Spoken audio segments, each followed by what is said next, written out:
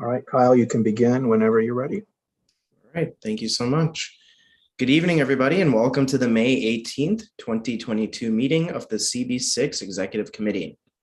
My name is Kyle Athaide, and I'm the chair of CB6. This meeting is being called to order at 6:36 p.m. And tonight we are joined by District Manager Jesus Perez. Tonight's minutes will be taken by the CB6 office. We will now take attendance by roll call. Jesus will conduct the roll call, so please answer present when your name is called.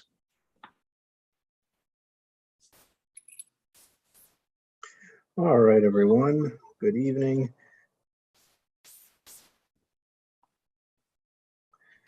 If you have too many tabs open here. All right. When I call your name, please say present. Kyle Athaide. Present. Thank you. Elvie Barroso. Present. Thank you. Matt Bondi said that he would not be able to join us tonight. Claire Brennan. Present. Thank you. John Keller. Present. Thank you. Sandy McKee.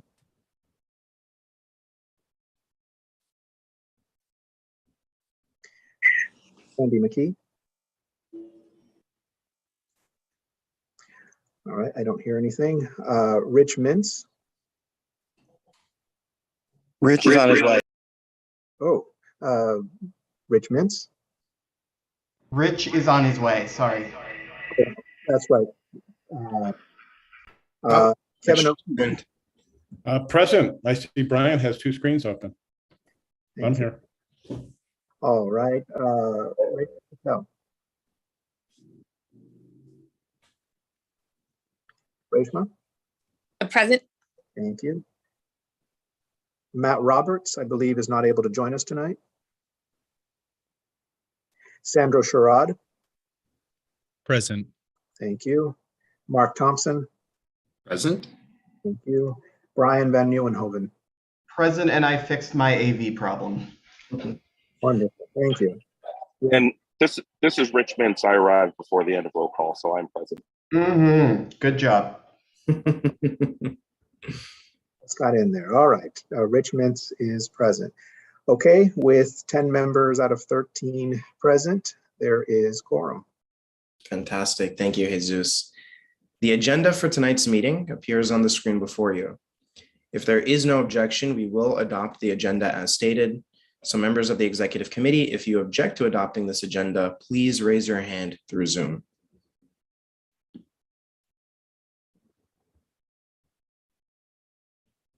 All right, seeing no objections, the agenda for tonight's meeting is adopted. The minutes from the April 20th meeting were distributed to executive committee members ahead of time by the board office. If there is no objection, we will adopt these minutes as drafted. Committee members, if you object to adopting these minutes, please raise your hand through Zoom. Seeing no objections, the minutes from the April 20th meeting are adopted. In order to conduct an efficient meeting tonight, let's observe a few ground rules. First, no one may speak until granted the floor. Committee members, if you have a question about committee business or wish to make a motion, please first raise your hand through Zoom. Next, the chat function should not be used for committee business or questions about agenda topics. All such remarks should be made on the record by raising your hand through Zoom. Chat should only be used to alert us to any technical difficulties you are having, or to state in writing information such as an email address or link that was already stated aloud on the record during the meeting. Next, when a committee member is given the floor to speak, I will first identify you, and then you can unmute yourself so that you can speak. And last but not least, we are required by New York State law to have a transcript of this meeting, so please keep all questions and comments succinct and germane to the discussion.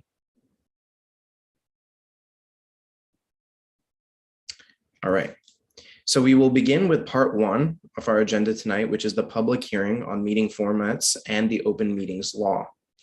The public hearing on the meeting formats and the open meetings law is now open. So if any members of the public want to speak on this matter, please indicate so in the Q&A feature, and you will be granted the ability to speak on a first come, first served basis. And you will have 2 minutes to speak. We also allowed the public the opportunity to submit testimony for this hearing in advance. So I'll begin actually by asking our district manager to read any pre-submitted testimony into the record. Thank you, Kyle. There were only 3 pieces of pre-submitted testimony. The first piece of pre-submitted testimony comes from a Mr. Dennis Stark, who is a resident of our district. He supports the use of a hybrid meeting format. He writes that the hybrid gives the public a choice that can meet various needs and circumstances for participation that can change often month to month. Why restrict participation? That concludes his testimony. The next piece of testimony comes from Ms. Courtney Hirsch, who lives and works in this district. She writes, I have been a resident of the district since 2002. I am writing to express my strong support to continue to allow virtual attendance for all CB6 community members and board members. Despite my long tenure in the neighborhood, I only began attending CB6 meetings during the pandemic when they were offered virtually. Like many others, personal and professional responsibilities make it extremely challenging, impossible really, to attend in person. I have been so inspired and engaged in CB6's work over the past 2 years. I have even considered joining a committee myself. It's important to have a board and committees that reflect the diversity of our community. I'm concerned that requiring in-person attendance will exclude members who have caretaking responsibilities, demanding jobs, social anxiety, inconvenient commutes, physical limitations, and a whole host of other personal and logistical considerations that make the virtual attendance essential to community engagement. Requiring in-person attendance has the potential to disproportionately exclude women, minorities, individuals with disabilities, neurodivergent individuals, and other marginalized communities, along with young professionals and others who are accustomed to and prefer virtual engagement opportunities. My opinion on the matter is that CB6 should use a hybrid meeting format or hold meetings entirely on Zoom while making spaces available for community members to Zoom in if they do not have access themselves. Thank you. That concludes Ms. Hirsch's testimony. Lastly, we have testimony from Ms. Molly Breitbart, who is a resident of our district. She writes, good afternoon. I'm a young person living in the area who is looking to become more civically engaged. While I cannot attend tonight's meeting in person, I wanted to contribute that I feel that Zoom meetings should continue for purposes of transparency and accessibility. I look forward to participating in future meetings and events. That concludes all of the testimony that was pre-submitted for this hearing. Thank you. And seeing nothing in the Q&A, it does not look like there is any further testimony. Thank you. Is there any comments from anyone on the community board, on the executive committee, who would like to say anything on this matter?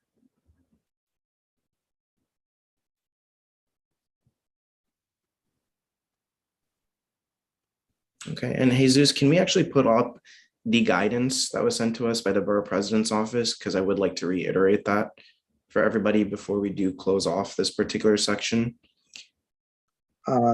Sure. Do you mean the resolution or the memo? What the borough president's office sent to us, their digest, basically. Okay, I'm sorry. Let me dig that up real quick. Yeah, because what I want to highlight for the committee tonight is that there is a procedural vote that we have to go through in order to basically affirm what was passed in the state budget the other month. In order for us to actually have the options that were described that will sunset in 2024, as a board, we do need to pass a resolution that affirms what was said. I know many of us also have many thoughts on how this needs to be improved. So we will also put a separate resolution that specifically highlights those things.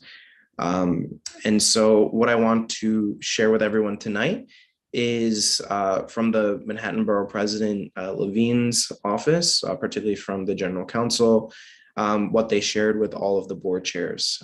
So could we scroll down, Jesus, because I just want to express what needs to be done. So what we need to do is pass a resolution tonight to determine whether we wish to adopt the procedures that permit modified hybrid meetings pursuant to the new open meetings law.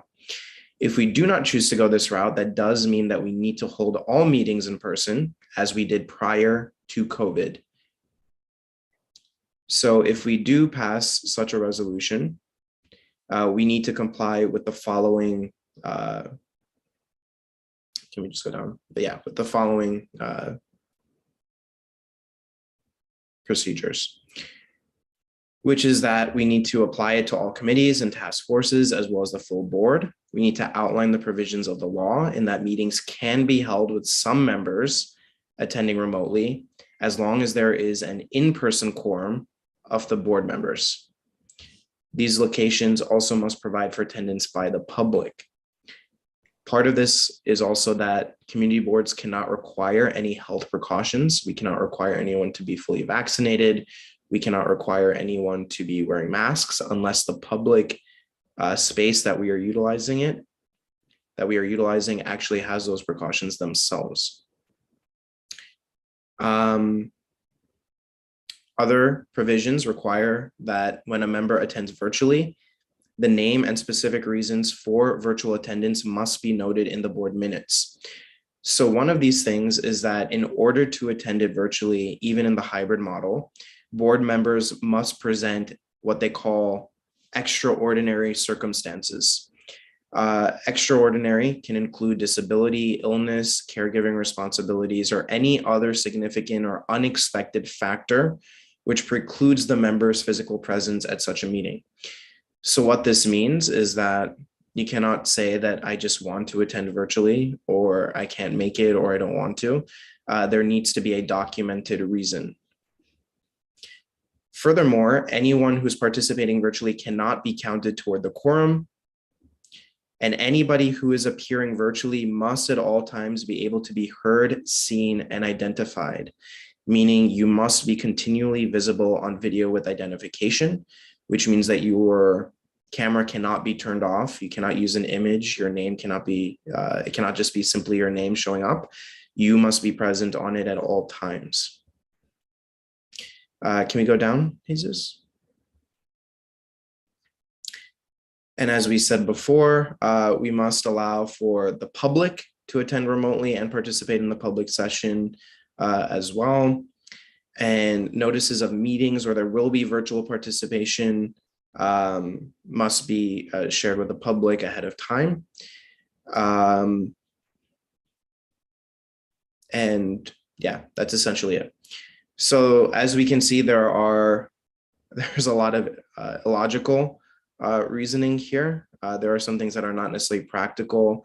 This does not necessarily address the issues that we have as a board and public expressed since this matter first came up. As we remember, we were the first public body actually in the state to bring this up as a major issue. It was about a day after it happened, and we were able to corral the rest of the Manhattan Community Board chairs to support us in this, except one. And we then saw a number of other public bodies follow up with very similar letters at that time. So I do see a couple of hands up, and Rich, you have the floor. Sorry about that. Yeah, the question I have is, what does this do to our ability to record meetings for YouTube? Mm-hmm. Jesus, do you want to answer that? Hello? Yep. Sorry, my apologies. Nothing. We can still record on YouTube. In fact, we still have to record and have them available. It doesn't specifically say YouTube, but we have to have them available, and we have to put them up within, I believe, 5 days, and we have to keep them up for like 5 years or something like that. Well, I meant in terms of the logistics of how you record a meeting where people are in two places. Well, if you mean, in a hybrid format, what we're hoping to do over the summer is test out a meeting protocol where we will meet either in the office for the smaller meetings, or we'll try and find a venue that has reliable internet. We have, cameras that are not necessarily designed specifically for, large-scale public meetings. They're more designed for work meetings, but they're the OWL cameras that we can kind of rig up to be able to use Zoom and still stream on YouTube. So it'll be like having one of the Zoom participants be a conference room. That's how it'll be. Yes. Okay. And we're testing it out. What our experience so far is that we've been testing it with like internal staff meetings, and it always seems to work pretty well when we do that. If you notice, Alex and I were streaming from the office on that camera for this past full board. We had some technical difficulties right at the beginning, so hopefully it didn't show too much. It does seem to conk out whenever we really need it to work, and then when we don't, it works like a dream. But it just comes with more practice and more use. But yeah, that's essentially what it would be. One of the Zoom participants would be a conference room. And just, as usual, our district manager is ahead of me, so I withdraw the concern. Yeah, and Rich, just to add to that as well, while Jesus and I have been talking about how to sort of like preemptively experiment with this and test out the kinks in the system, it is a rather controlled experiment in that the conference room was just Jesus and Alexandra. When we think about running a full board meeting with full participation, we do need to take into consideration the interaction between a group of people who are speaking at a physical location, along with those who might be discussing virtually. So the back and forth and the conversation might not be as smooth as it is when it's just Jesus and Alexandra, who are board staff, but rather when there are multiple people from the public with varying opinions who want to converse with people who are in person and virtually as well. So those are one of the things that we're also thinking about as well. Like, while we can record anything, it's the quality of what we're recording. Right now, when you have a Zoom meeting that's recorded, it's very easy to follow. It is very easy to see the thread in the conversation, who is speaking and when they're speaking. It is a little bit more difficult, at least as we anticipate it to be. Okay. And to add to what Kyle is saying, it may be that the members will have to become a little bit more disciplined in how they interact at the meetings. Like we'll probably have like tripods with cameras on them in the room. You're going to have to be like not so cavalier so as to not to knock them over, or there'll be wires, here and there. We have to figure out a way not to have people trip over them. It may be that you can't just sort of call out your questions. You may have to like raise your hand, wait to be acknowledged, go up to the front of the room near the camera, sort of like presenting more formally, and state your question there and then go and sit back down. It may require a little bit more of that, because the goal is really going to be to make the experience a quality one for the people watching at home. Because what will happen is that it will be very easy to forget that there are actually people watching at home and trying to access these meetings from home, and that the people in person will sort of just forget that they're there. And that cannot be the way we function, because one, the law now says that we have to provide a good experience for both. But also, if we're really going to give this a good effort and give our public what they want a good quality virtual option. And so we can't forget. If anything, we're going to have to maybe at the beginning lean the other way and sort of prioritize the people watching at home first, to make sure that we work out all the kinks so that they get a good experience. And it's going to be a little bit different. It's going to be a little stilted at times, but it's just, that's what it's going to have to be. Yeah, it's actually going to have to be more formal, because anytime someone speaks, they're going to have to identify themselves. So I would have, every time I would say something, I would have to say Kyle Thied, chair of CB6, and then continue with whatever remarks I'm making. And that would have to be true of every board member, just so that everyone is aware of who is speaking and when they are speaking. and the context in which they are speaking. So it's one of those things where hybrid theoretically sounds really great, but there are a lot of different things that come into play when trying to make those experiences seamless. Let's move on to John. Yeah, thank you. Jesus, could you scroll back up to the very top of the bullet list from the council? Right there. Specify whether the procedures will apply to its committees and task forces as well as the full board. Does that give us a little wiggle room to allow our committees to hold completely virtual meetings? Because that says specify whether. It doesn't say you will specify that. So yeah, so I can answer that. So all of these things that are suggestive is really a binary choice of either you return back to pre-COVID model of being in person, or you adopt what they say for every part of your board. So whether it's committee, task force, full board, it has to be all or nothing. Nuts. Okay, Yeah. I thought there was a little wiggle room there. Oh, I wish there was. And I've been researching. Yeah, we're not going to litigate that. We all agree. Yeah.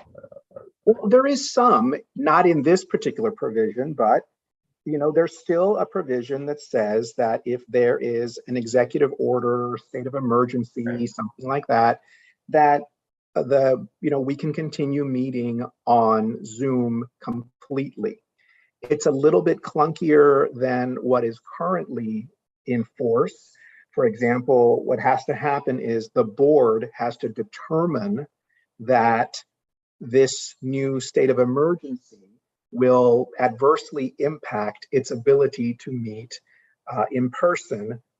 Now, taking that super strictly, let's say another pandemic or another wave of this pandemic comes after maybe some time away, and there had been, the previous executive orders had lapsed, and then these new ones come up,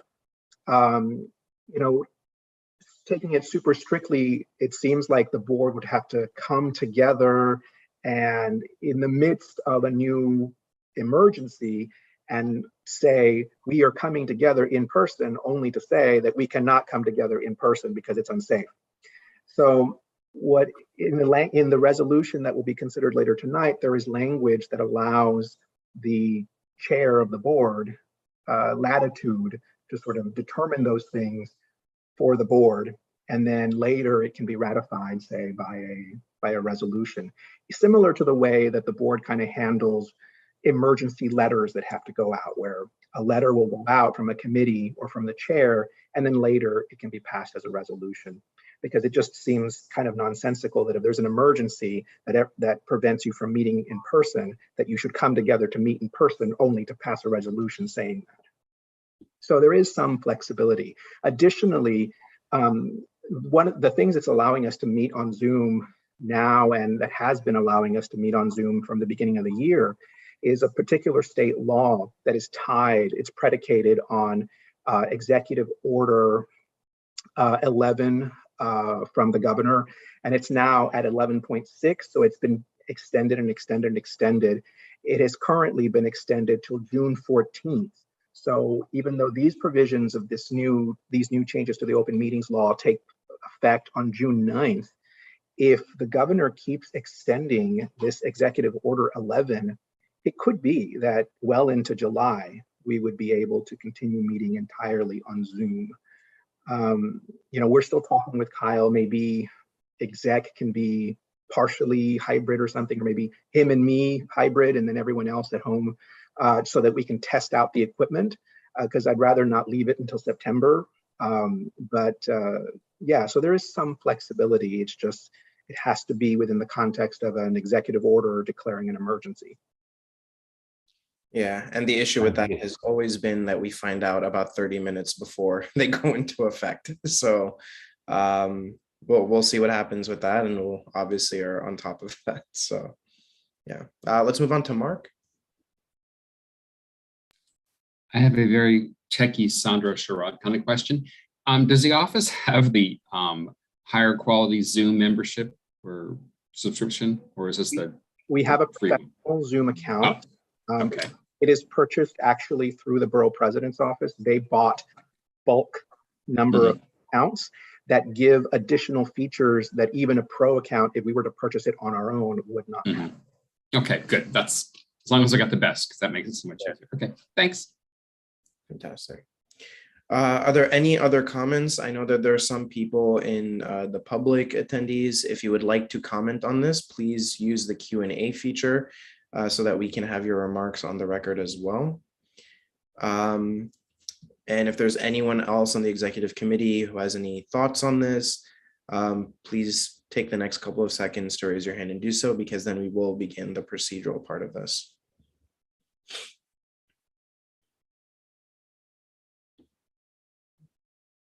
And Jesus, did we get any additional emails in the time that we've been talking about this, or any other Q&A? I see nothing in the Q&A. As for emails, no, I don't see any emails relating to testimony. And I don't see any hands raised, so. Okay, so then let's go to the procedural part of this. Can we pull up the first reso? So Jesus and I drafted a reso that which we need to pass in order to have this option at all. As a reminder, all of these things actually do sunset in 2024, at which point theoretically that would mean everything goes back to normal, to in-person meetings. But the idea is that that's probably buying time to come up with something more representative of the times that we are in. But this is something that we do need to pass unless we want to go to completely virtual after June 9th or June 14th.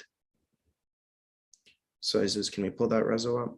Yes, I'm sorry, I have like 1,000 different tabs open. Oh, no worries, no worries.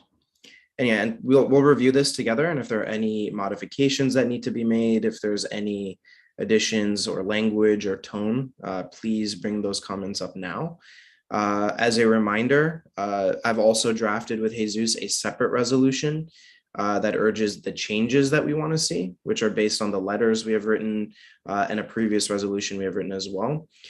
So if there are things that you want to change in terms of not liking what the state has done, please refrain from making those comments on the first resolution and save them for the second one. So let's go with the first. All right, so I'll just read this out loud. This is very procedural. This is a resolution establishing procedures for member and public attendance at CB6 meetings that employ video conferencing. This pulls from the directives from the state law that was shared with us. Are there any questions about it? It's very short. Essentially, the April 9, 2022 amendments to the open meetings law do not actually change any of the pre-pandemic requirements of the law. If a community board reverted to the pre-March 2020 practice of holding all meetings in person, no video conferencing option at all, then would be in compliance with the OML, even with the aforementioned amendments. The amendments require public bodies to establish written procedures governing member and public attendance consistent with the OML. Therefore, be it resolved that Manhattan Community Board 6 may use video conferencing to conduct its meeting pursuant to the requirements of the open meetings law. Be it further resolved that Manhattan Community Board 6 establishes the open meetings law as our procedures for member and public attendance for meetings, and that these procedures will apply to all types of CB6 public meetings, be they full board, committees, working groups, etc. Be it further resolved that Manhattan Community Board 6 highlights for special attention the following procedures for member and public attendance as they differ from previous implementations of the OML. 1, absent a declaration of emergency by the state of New York or the city of New York, all meetings require a quorum at a physical location that is open to the public. Notwithstanding point number 1, CB6 members are permitted to attend public meetings via video conference under the extraordinary circumstances enumerated below. These are the things that they have listed. I don't know if anyone wants to add anything to that within the purview of this particular resolution. 3, any member that participates in a CB6 meeting via video conference and whose location is not properly announced, public viewing site, cannot count towards quorum. Such a member, however, can participate and vote in the meeting if there is otherwise a quorum at a physical location that is open to the public. Except in the case of executive sessions conducted pursuant to the OML, CB6 shall ensure that members can be heard, seen, and identified from when the meeting is called to order until it is adjourned. so on and so forth. I won't read ABC. 5, the minutes of any meeting must indicate which members attended via video conferencing and the extraordinary circumstance that prevented the member from attending the meeting in person. If video conferencing is used to conduct a meeting, and assuming the meeting includes an opportunity for members of the public attending in person to make comments, ask questions, or otherwise participate in the meeting, the same opportunity to participate in real time shall be ensured for members of the public who are attending the meeting remotely. 7, in the event of future state disaster emergencies declared by the governor pursuant to section 28, so on and so forth, CB6 can resume meeting by video conference only for the duration of the emergency if the board determines that the circumstances necessitating the emergency declaration would affect or impair the ability of the board to hold an in-person meeting. Be it further resolved, the Manhattan Community Board 6, in the matter of current and future pandemic emergency declarations, determines that the circumstances affect and impair the ability of the board to hold an in-person meeting. Be it further resolved that Manhattan Community Board 6 empowers the chair of the board to determine whether future emergency declarations would affect or impair the ability of the board to hold an in-person meeting. A resolution can be passed after emergency conditions are over in order to ratify the chair's determination. So are there any thoughts on this resolution? Any edits, any comments?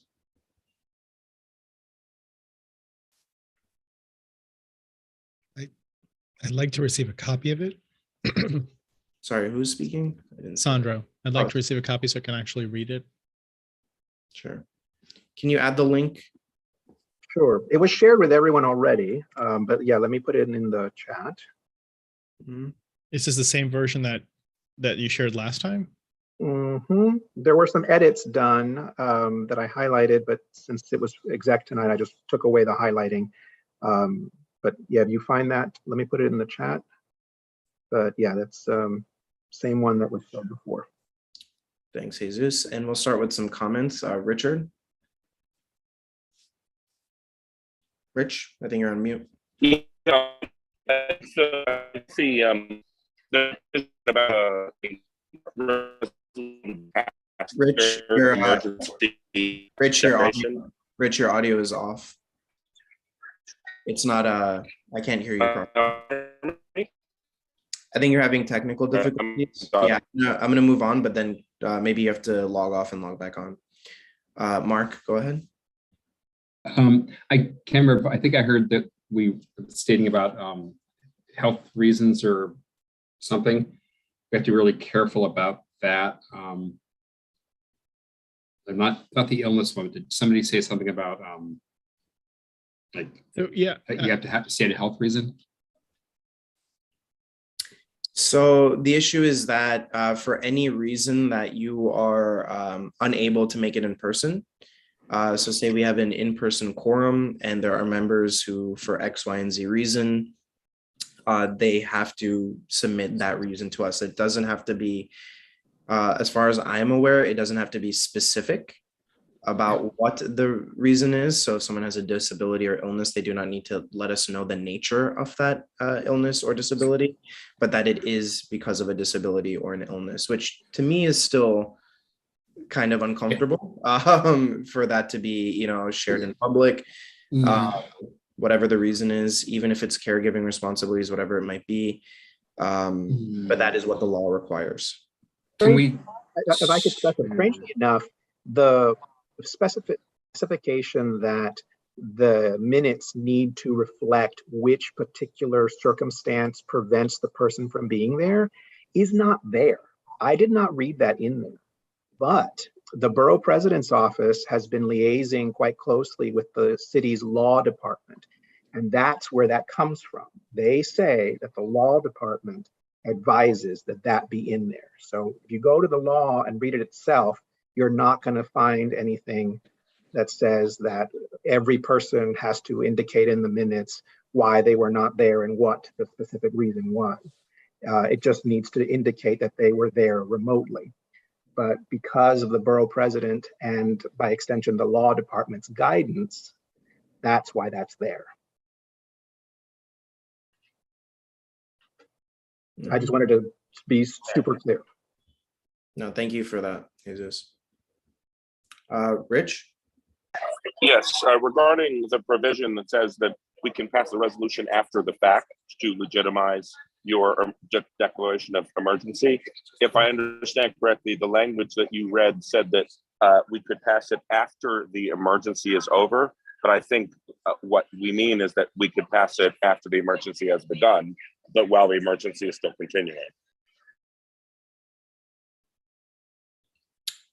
So you mean in other words, I think the plain language of what you said is that you can say we have an emergency that would prevent us from meeting in person, and therefore we can meet remotely, and then we can pass a resolution after the emergency is over, like after the pandemic wave is over or whatever, to legitimize that. But I think the intent is for us to be able to pass a resolution anytime after you make that determination, meaning including during the emergency. Okay. Do we want to add that in? A resolution can be passed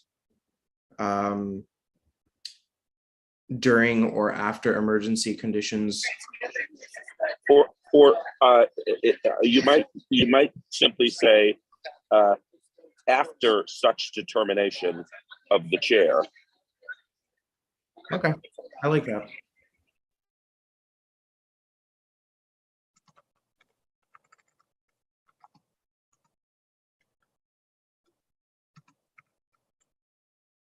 After such a determination of the chair in order to ratify the chair's determination.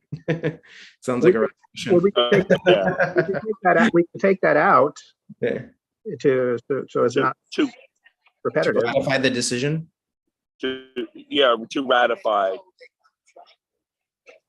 To ratify the decision. To ratify. Yeah. But Now, right now it says a resolution can be passed. Do you want to say a resolution should be passed? Or shall be? Or must be passed. Or must be Yeah, passed? it's my personal opinion that we should say shall be passed. Okay, so I have that. And Sandra, did you have a comment on that? I have several. Okay. So my hand's been up for a little bit. So just to kind of go back to what Richard was saying. So the sentence doesn't really make a lot of sense, the last resolve. It says we're empowering the chair of the board to determine when future emergency declarations would affect or impair the ability of the board to hold an in-person meeting.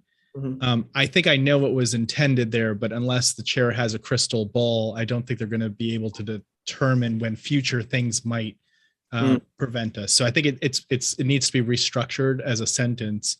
And Should we take out future? You could definitely take out future, but a resolution shall be passed after such determination. We can't resolve that the board is going to support. It's going to ratify it. Right. Right. So you can't state that a resolution will be passed. I think the intent there is instead to say that a resolution Shall be presented? shall be presented or something to that effect, because obviously we have to vote on a thing. We can't, say we're going to do it in the future. But if I could just go back to the prior item, which was really Let's order if you have a couple of them. Yeah, we can start at the top. Well, I didn't want to start all the way at the top. I mean, there are a couple of minor things, but the real concern I had was around the extraordinary circumstances. Mm-hmm. Now, we actually have been discussing this in the bylaws committee meeting, because there were some enumerated, like illness, jury duty, military leave, that sort of thing. And what we actually ended up changing tentatively that we're going to be presenting is most likely along the lines of a board member shall be properly excused from a meeting if the member notifies the chair of the meeting prior to the absence and the chair finds the reason to be of merit. So first, I wanted to be clear that, obviously this has to be a process that can happen on a committee level, not just on the board level. But second, I think we did want to leave it for interpretation, because we discussed that, caregiving, unable to find a nanny or, some other thing might be in the realm of excusable absence, as well as the fact that since we would be having a Zoom or some sort of video telephonic connectivity, they could participate. While they might not count towards quorum, but still participate as any other member might, as if they were in the room. So I would argue that we should try not to list a bunch of things here and actually use language similar to what we've been discussing, because I think it does give us a little bit of wiggle room in an appropriate manner. Mhm. I'm fine with that, but we're also trying to reflect what the law and what the guidance was from there as well. So I'm fine, because like I don't said, think the law says anything about disability or illness. Yes, it does. I think that was in These that come memo. so then, These come directly from the law. From the law or from the memo? From the law. Disability, illness, caregiving responsibilities, or any other significant or unexpected factor is language lifted directly from the law. Right. Now, if what you So, want but to these are examples, not right. So any other significant factor. I mean, there's obviously someone first has to make a determination of what's significant. And is that the person, like, oh, I stumped my toe, that's significant to me, therefore I'm excused? No, I think we have to have language that says something to the effect of the chair of the meeting can make the determination. It's not just a list, right? Because otherwise, unexpected. I unexpectedly stumped my toe, so I can't make the meeting. so yeah, I mean, that's one of the reasons why it's such a poorly written. Yeah, no, I know. So I think we need to put like some logic behind it. So yeah, so again, one of the things I want to do is like, this is something that's very procedural, and that we just have to say it to have it, so that we are able to do it. But how would we do that? I mean, so scroll up. How do we actually? So I'm not going to attend today. How is that determined whether I'm excused or not? So it would be depending on what your, if it was a disability, an illness, if you had caregiving responsibilities, those would have to be excused. If you all of the above, but there's literally nothing in this that says what a board member should do or how it is determined. So I could just say yes, all of the above, but I don't have to tell you. I don't have to tell anyone. Yeah, but it's just.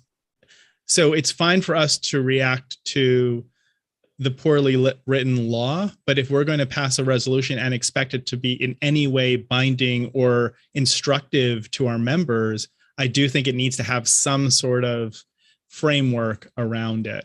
I 100% agree. Go ahead, Jesus. One possibility is that the member could say, chair of the committee, chair of the board, I need to be excused tonight, or I need to Zoom in tonight because I have a disability, I have an illness, I have a caregiving responsibility, or I have a other significant unexpected factor. And that would seem to go along with what the law says. Now, as far, one hiccup is that people can do that up until the point we lose quorum. At that point, that chair can say, you're excused all you want, but then we have no quorum. So yeah, I mean, I agree with Sandra's point in that there needs to be some sort of like structure of like how this is actually implemented. But the problem is like, at what point do we end up redoing what they have written and essentially passing what they have written to ensure that we're in compliance with it? Because essentially this is a resolution to say we're in compliance with what they said. Right, but yes. Yeah. So like, if you have like, I'm open to the language. Absolutely. So I don't know, because we were thinking about this too, because that's exactly the same question I said. Well, what is considered significant?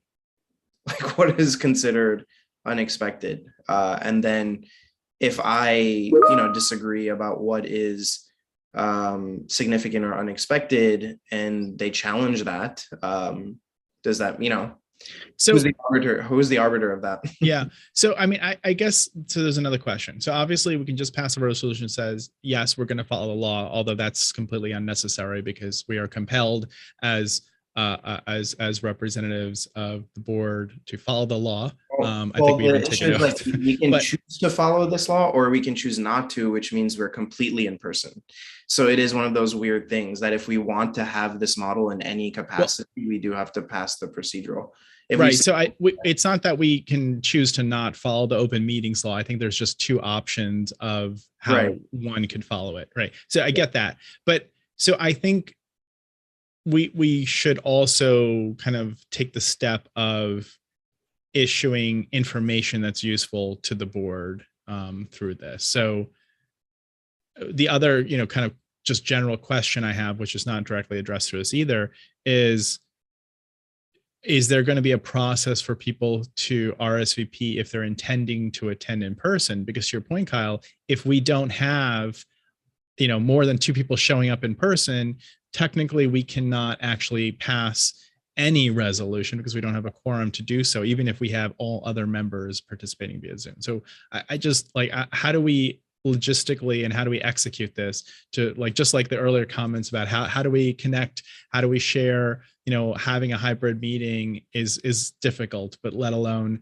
how do we have a hybrid business meeting? I think that's even much more difficult. I don't know if any thought has been given to it by you or the board office.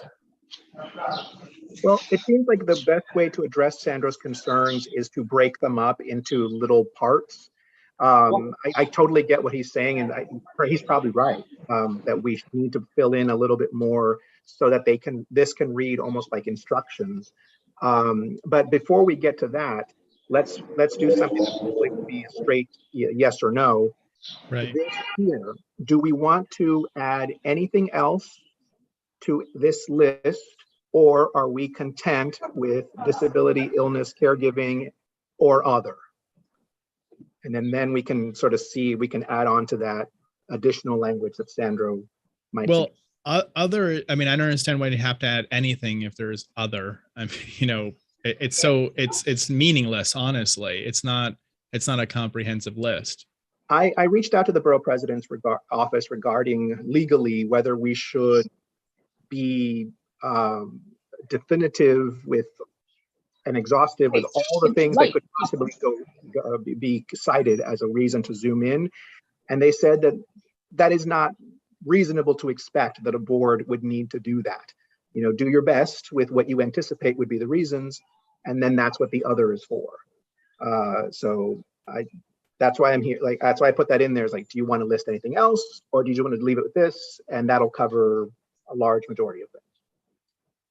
And given that we don't request, we're not going to ask members to produce doctor's notes or anything. This is largely on the honor system. And so, does it need to be exhaustive if we're not going to be checking up on people to see that they're telling us the truth about why they're zooming in? Could you mute Reshma, by the way, because I think she left her phone on. Oh, okay. Yeah. Yeah, Sandra, do you have any thoughts on that? Yeah, I don't think we need to add additional bullets to this list. I think it's probably more important because one of the feedback that we were getting from board members, especially new ones, is that when they read through the bylaws, there were kind of restrictions or things that they must do, but it was very unclear to them how they do that. So that's I think what I'm reacting to, that I just want to make sure that we say not only are we going to comply, we're going to allow Zoom meetings, because I think that is what the committee is in agreement on, but this is maybe how we're going to do it. I think that might be helpful in setting some minds at ease, but obviously we don't have to go down through every little nuance. Yeah. I'm just thinking more broad strokes here. And Jesus, could you go scroll up just a bit, or the opposite way? Yeah, down. We could say or attend public meetings, video conference under extraordinary circumstances, including but not limited to disability, illness, caregiving. Would that seem to satisfy it? I think it'd be better. Yeah. Okay. Alvi? Yeah, can we add on the list family emergency or death in the family? So I think that is covered under extraordinary circumstances. So I think the whole point is we don't want to list every single type of circumstance, but we want to give enough that people can kind of understand what would be considered that. But yeah, I agree. If someone told me that, as has happened in the past, I have excused people because of that. Okay, so we are gonna not, we're not gonna list anything else other than what's there in black text already, right? But let's take out the bullet points, but yeah, so let's delete anything else we want to list, just so we get that out of the way. And then if we go back to the top before we list all of these things, instead of saying enumerated below, let's just say under the extraordinary circumstances, comma, including but not limited to, and then we'll just write out what that is.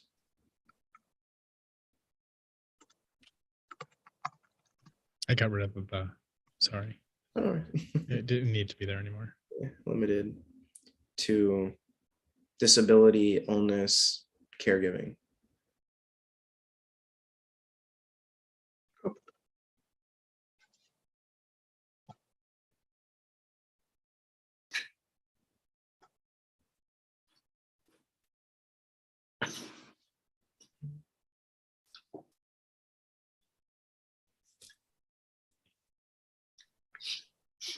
Okay, one other thing now that you, it looks like Sandy McKee, member Sandy McKee requests the floor.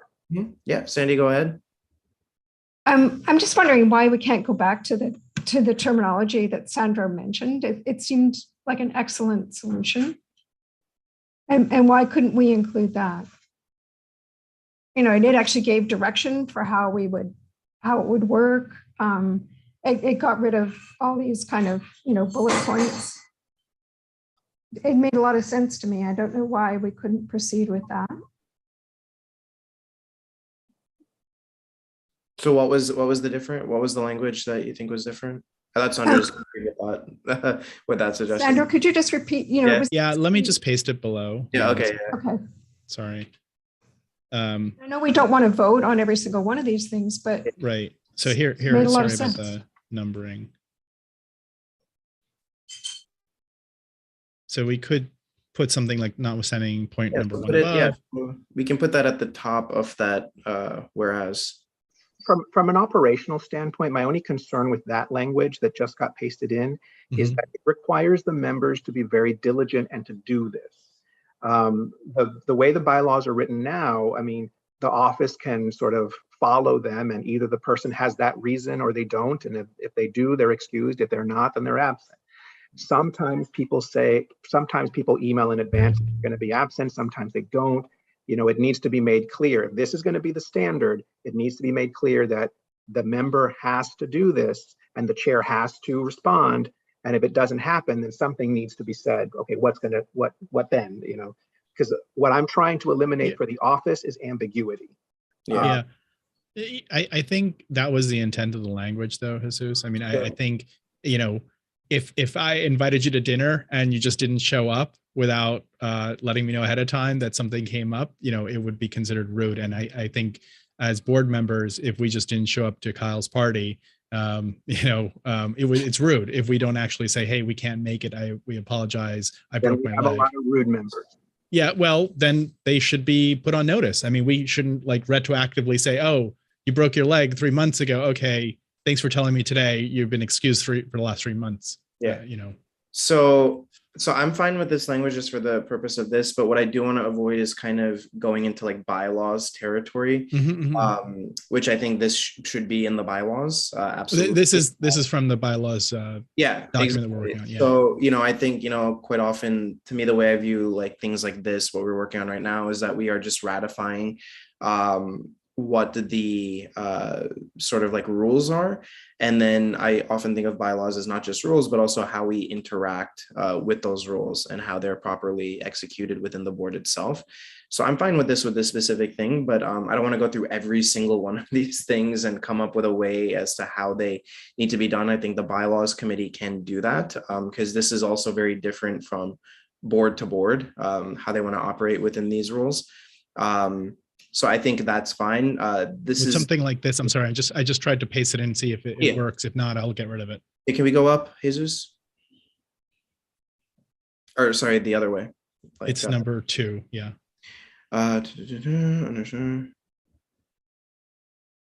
Something to that effect. I'm fine with that. I don't know if anyone else has a comment. Could you add something like, if the member does not notify the chair of their absence in advance, then?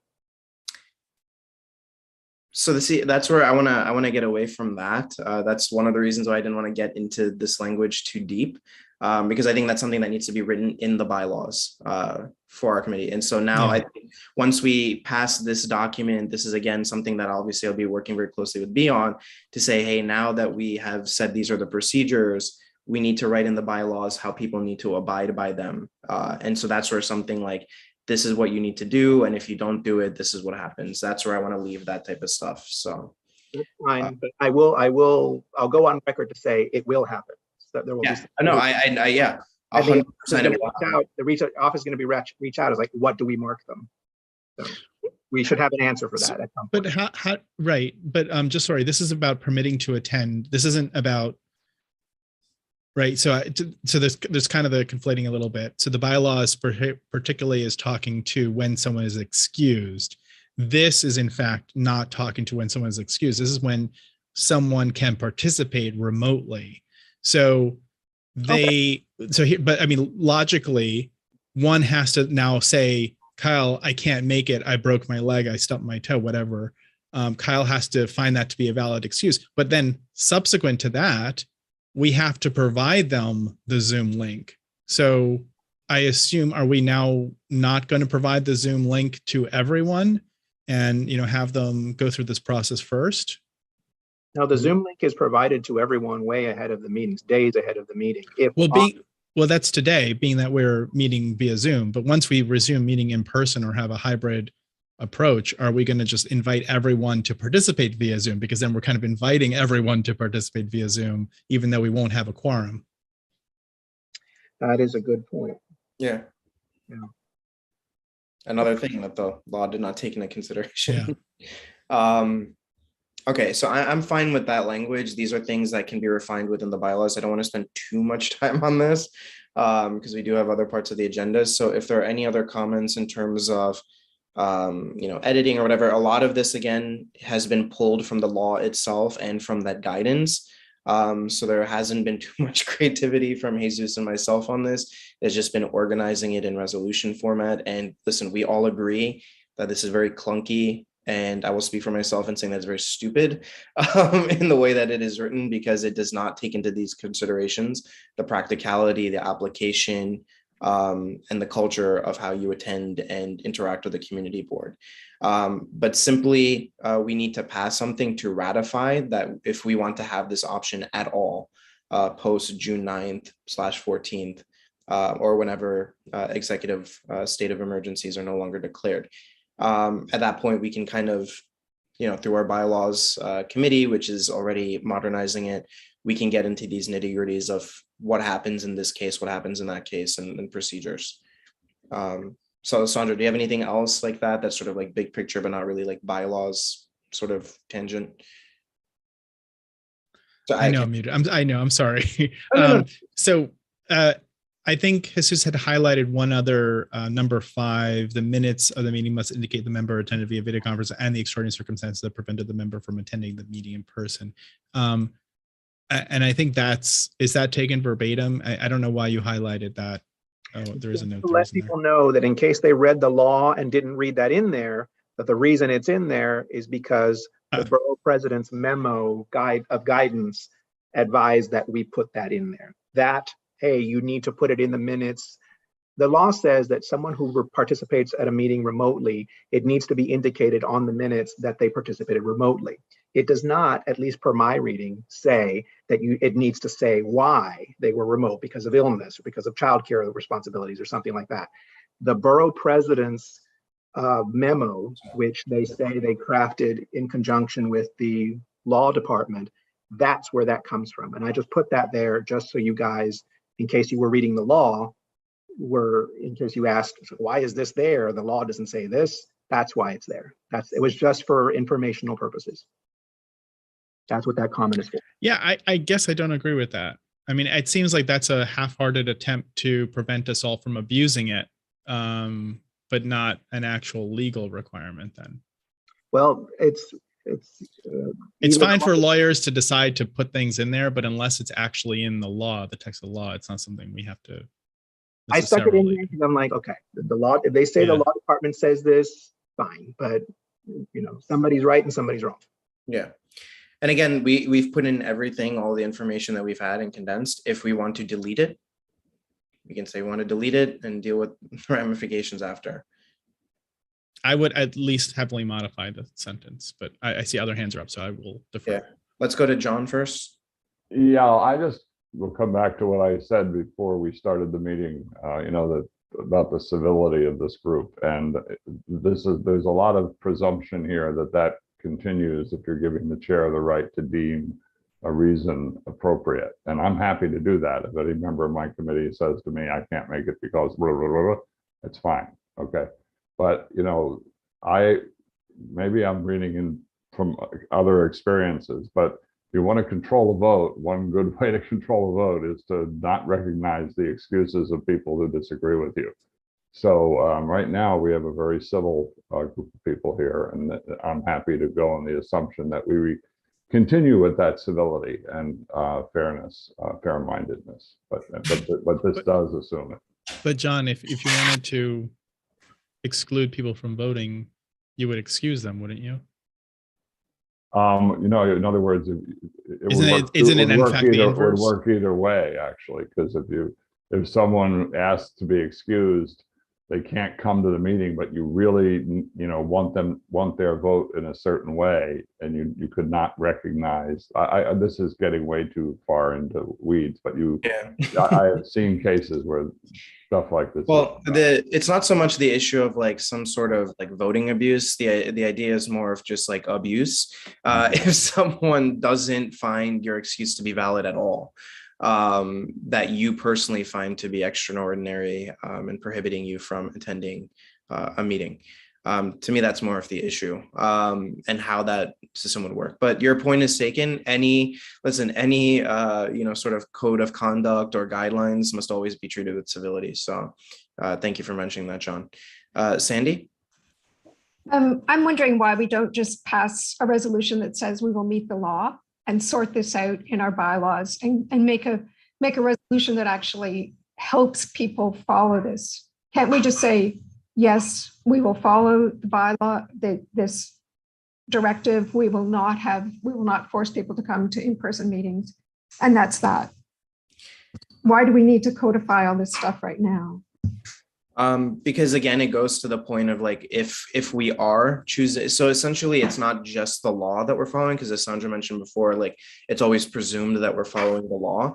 It's that with this particular case, there are two options that we can go Well, by. then we say which option. We are going to follow this option. Thank you. But for the resolution, we need to highlight what that option is and what people are voting on. Because Well, it's like any resolution then, right? Because if it's something that we're supporting already, we could just say, oh, well, we agree with that, but we need to be detailed in what the expectations are to a certain extent. And we just refer to the law as we do, that we are following such and such a law, and we will conform to the requirements. Therefore, CB6 will not be holding solely in-person meetings. The text of the law suggests that this should kind of read like guidelines and instructions.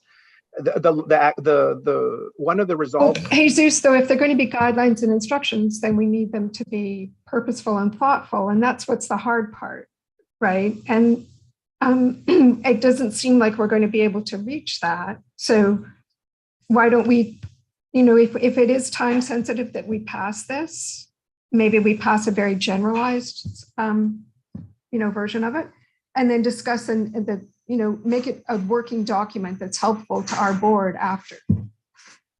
That would be my recommendation.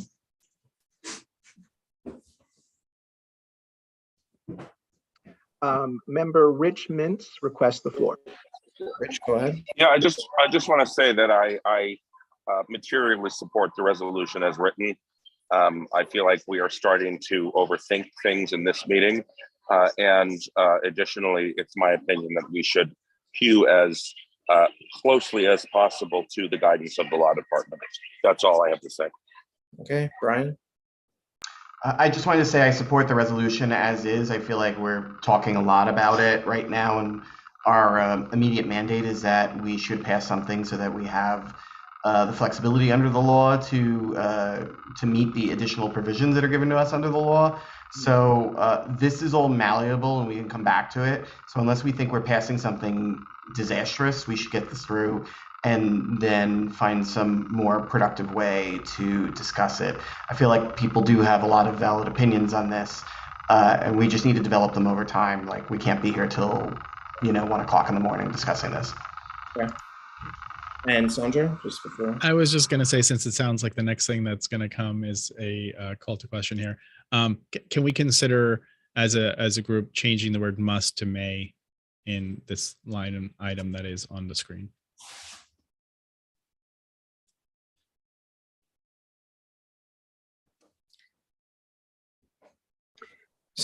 Are you making a formal motion to? Well, so Well, we're there's- yeah. kind of editing this right now. I mean, I'm asking, if anyone objects before this becomes a motion to vote on the resolution before us. So the issue is that it does say we have to include it, the guidance. So it's not about may. We could say should. I'm inclined to say, given that, the BP's office and the law department says we should do it this way, that we should just take what they say for granted and do it that way. Given how general some of the language is for these reasons for zooming in, one doesn't have to say, I am zooming in because of XYZ medical diagnosis. But again, it's up to the committee. Mm-hmm. Well, I'll just leave it at that, that we are a deliberative body, and I don't feel that the city attorneys can tell us what we should be passing verbatim. But, I'll vote in favor of it if it has the word must. Okay. Thank you, Sandra. Are there any motions? Is there a call to question from anyone?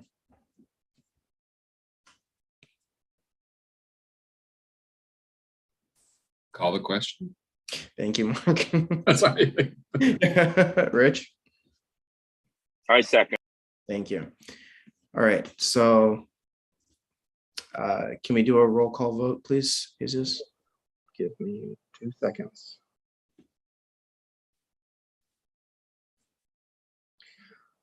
All right, we will now be voting on the resolution that has many resolved clauses, but the one that was just being discussed, I won't reread them for the sake of brevity. When I call your name, please state whether you are in favor, opposed to the resolution, abstain, or abstain for cause, or rather not entitled. Kyle Athiad. In favor. Thank you. Elvie Barroso. In favor. Thank you. Matt Bondi. I don't believe Matt Bondi joined us. Claire Brennan. In favor. Thank you. John Keller. In favor. Thank you. Sandra McKee. Abstain. Okay. Rich Mintz. In favor. Thank you. Kevin O'Keefe. I'm in favor. Thank you. Reshma Patel. In favor. Thank you. Matt Roberts. I don't believe. Sandro Sherrod. I'd like the minutes to reflect that I'm begrudgingly in favor. All right, duly noted. Mark Thompson. In favor.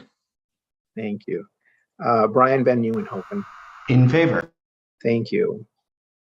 With 10 in favors, no opposed, 1 abstention, and no not entitled, this motion passes. All right, thank you, Jesus. Can you pull up the second resolution very quickly? Sure.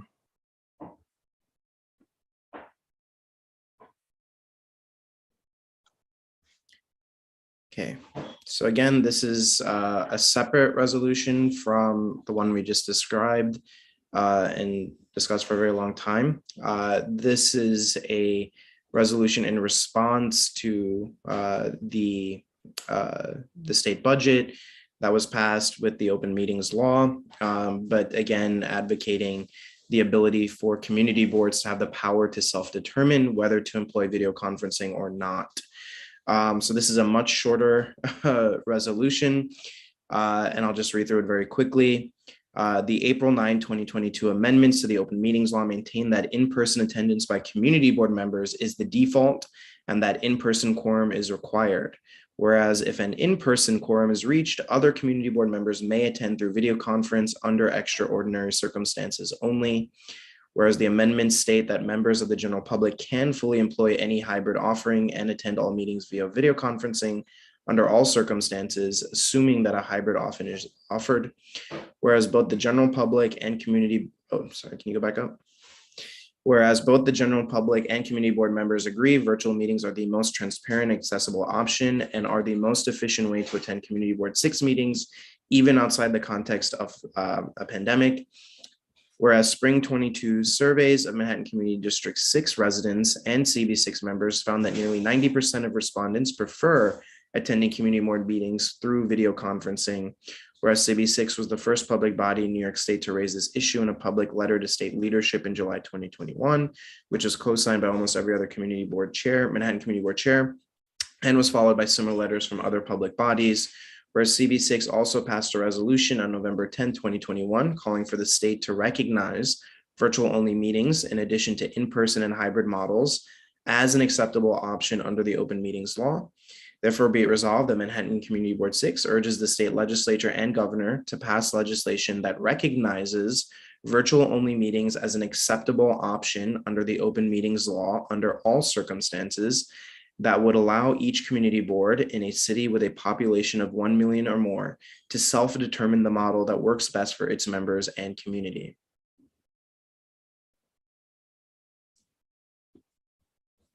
Are there any questions, comments? Sandy, go ahead. I'd like to call the question. All right, call to question. Is that seconded by anyone? Second. Seconded by John. Let's do a roll call vote again. Thank you, Sandy. All right.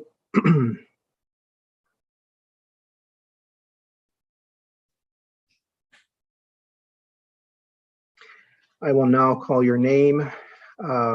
Please state your vote on the resolution that was just read aloud by our board chair. Please state whether you are in favor, opposed, whether you abstain, or whether you are not entitled to vote. Kyle Athiad. In favor? Elvie Barroso. In favor. Thank you.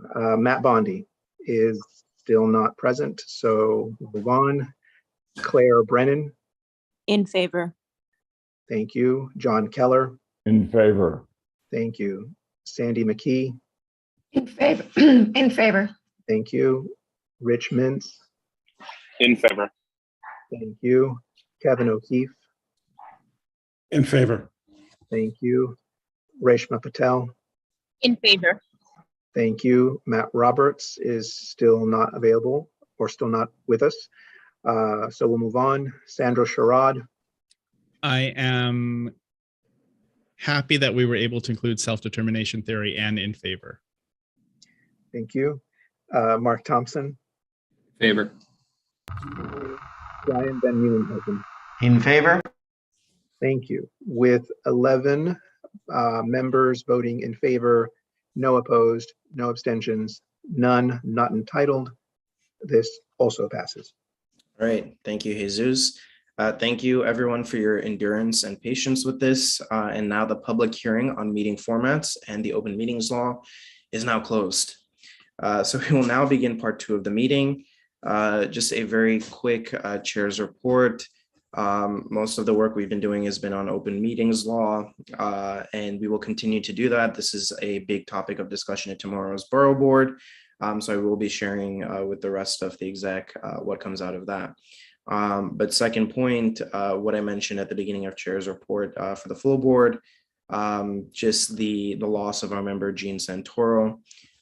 We do have a memorial scheduled for him this weekend with his family and friends in attendance as well. If you have not signed up please do so, and we'll add it to the chat later so that you can sign up if you have not done so already. I hope to see everybody on Saturday. And with that, I'll conclude my report.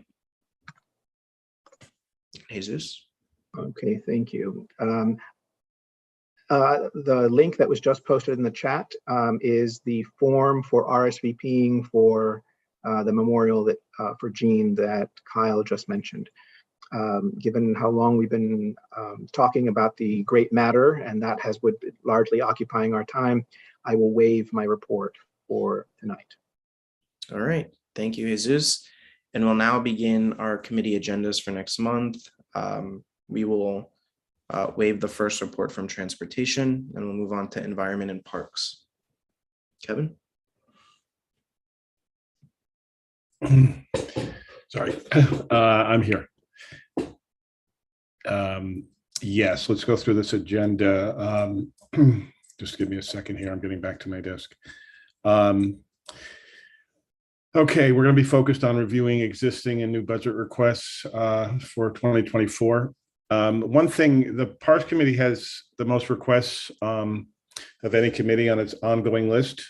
So I'd like to open this up. I'm curious if other committee chairs have a good elimination process. We started that discussion at last meeting where, again, there's always a reluctance to take something off a list, but in some cases it's been there for over a decade. We had proposed at the last meeting the possibility of having something needed to stay on only if it's unanimous. So again, after my report, I would love to see if anybody has any input. So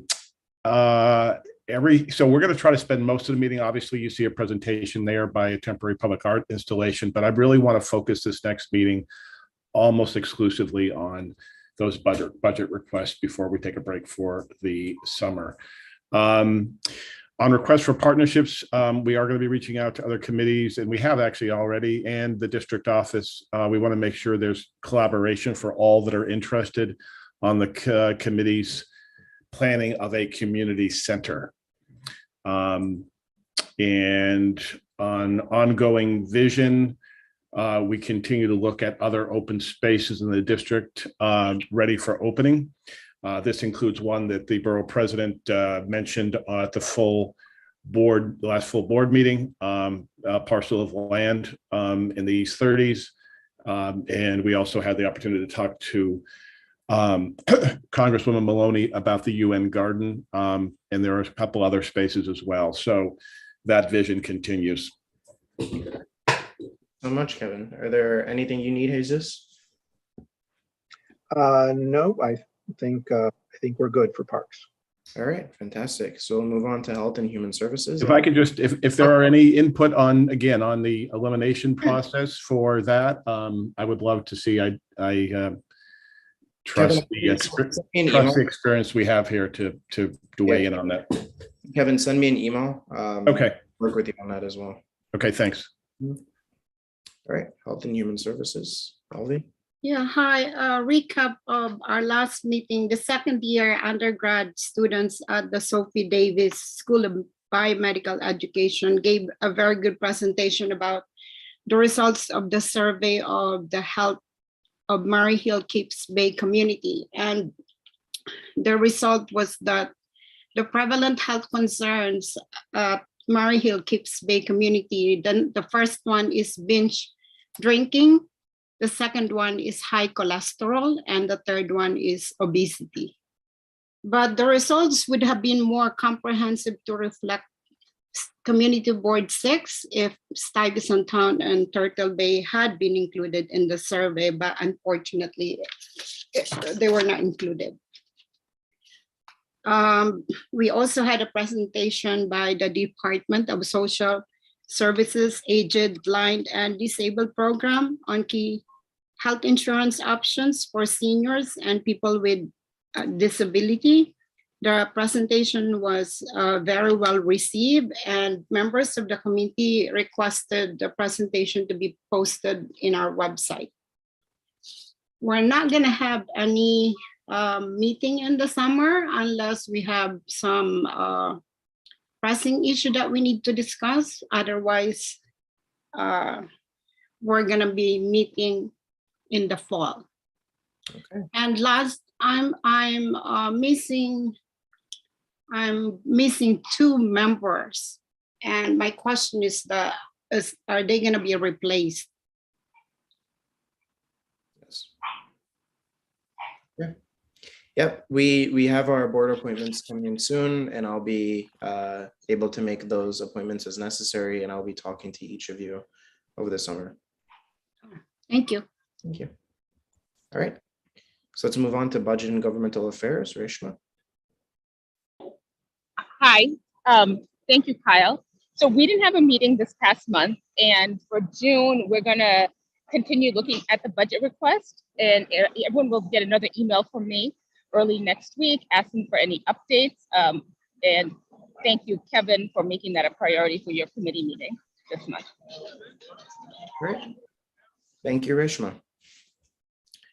We'll move on to public safety, but we'll waive it because Matt is not here, and we'll go to housing and homelessness. Yes, we had a very productive and substantive meeting this week. We passed 2 resolutions that will be coming to full board in the next session. One in support of Councilmember Rivera's community land trust and housing bill package, and the other in support of access to public restrooms in New York City.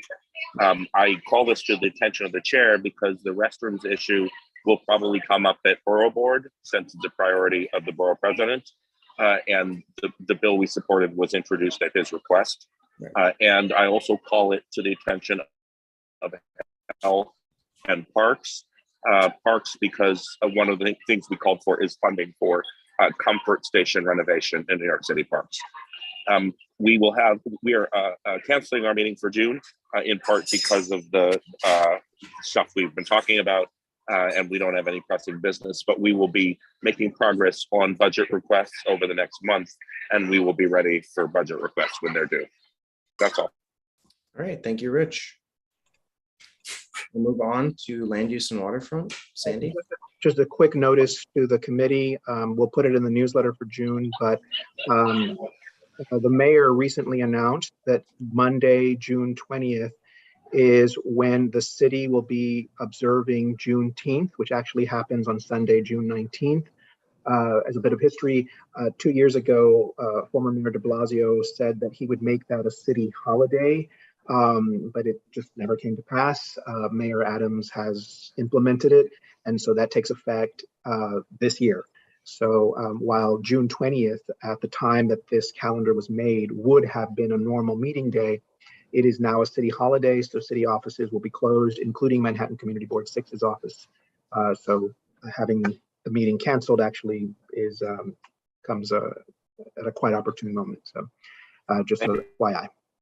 Thank you. All right, let's move on to Sandy.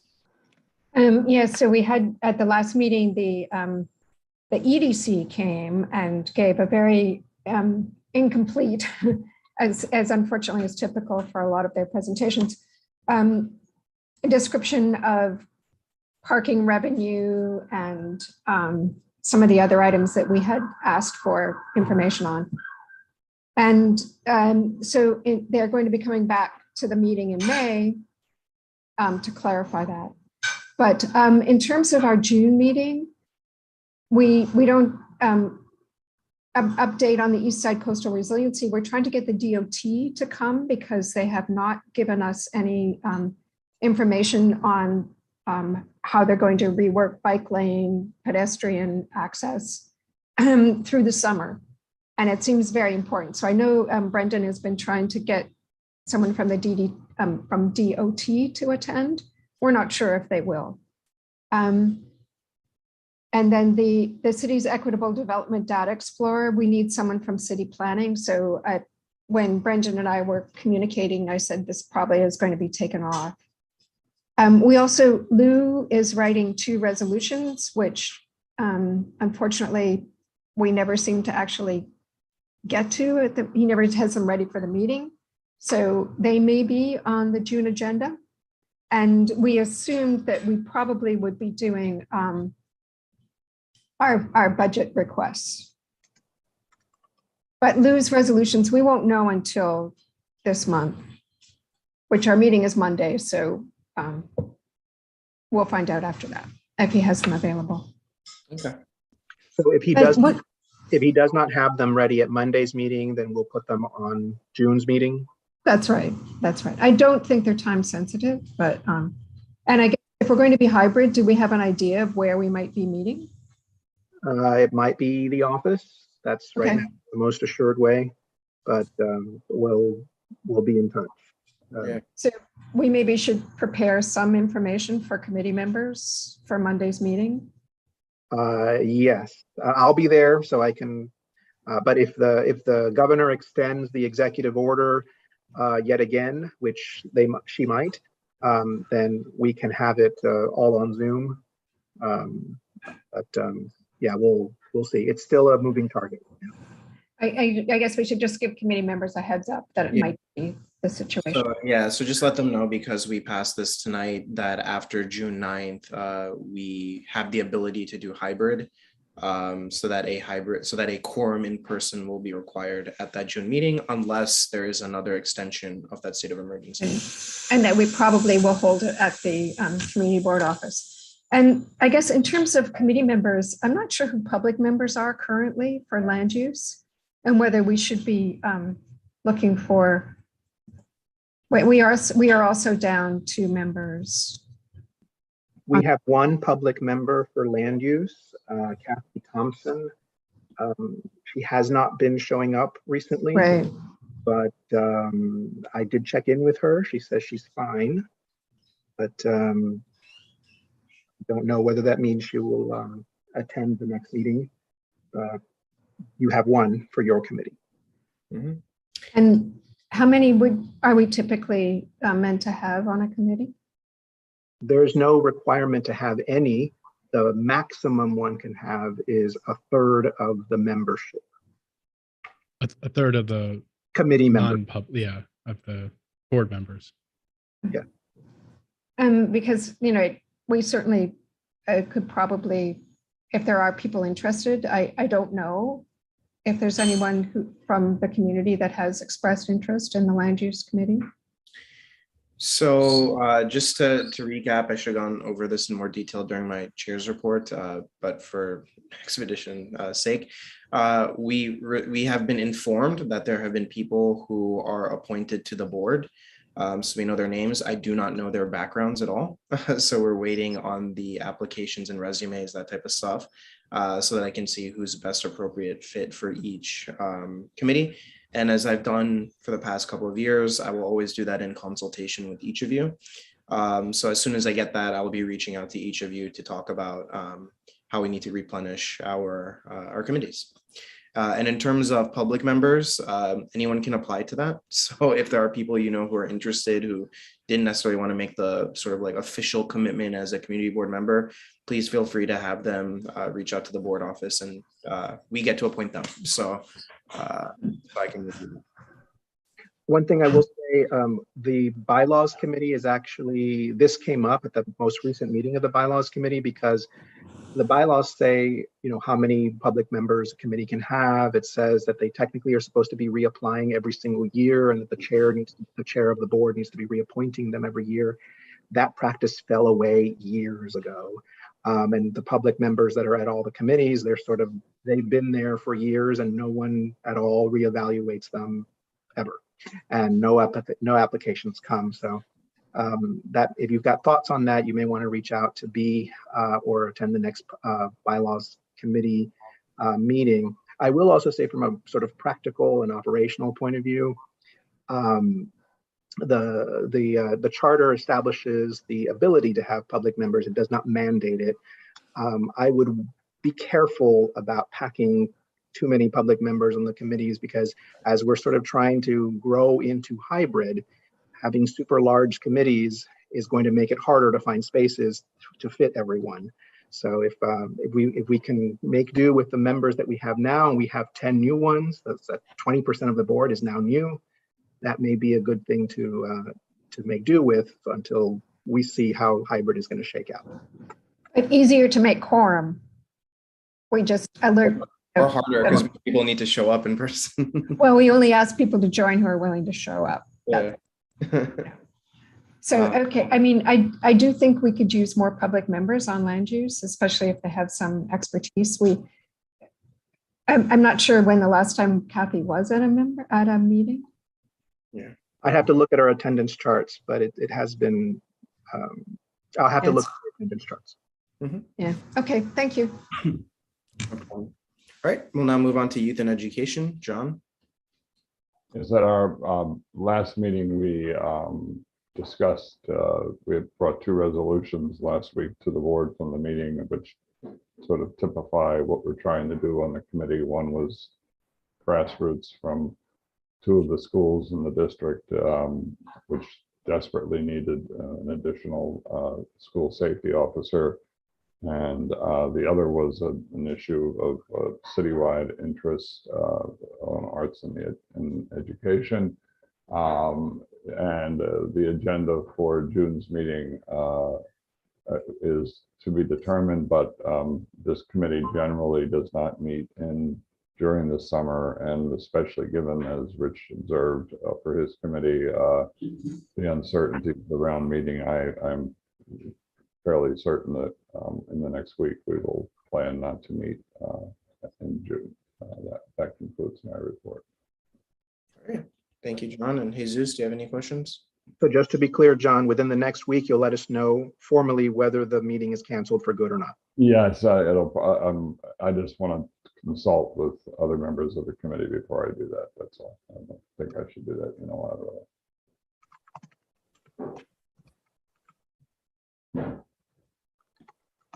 Okay. All right, and we'll conclude with business affairs and licensing. Claire. Claire, I think you're still muted. Oops, sorry about that. Hi, sorry. So for June, we are going to have, I believe, a visit from folks at the Manhattan Chamber of Commerce.